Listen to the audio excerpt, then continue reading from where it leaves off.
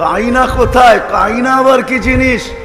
একটু ফজরের পরে নামাজের পরে চোখ লাইগা আসছিল, রোজা তো আছি, চোখ লাইগা আসছিল, স্বপ্নে দেখলাম এক বাগান, যার বর্ণনা দিয়ে শেষ করা যাবে না।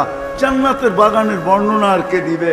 ওটার ভিতরে ঝর্ণা, এমন মেয়েরা পানি ভরতে আসছে যাদের রূপের বর্ণনা দেওয়া যায় না।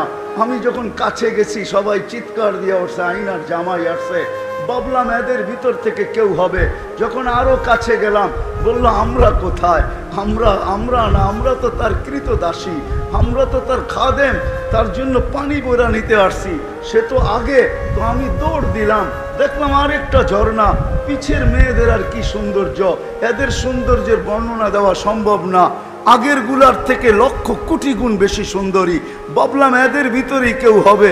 ছুটে গেলাম, এরাও বললো আমরা কোথায়? আয়না তো সামনে,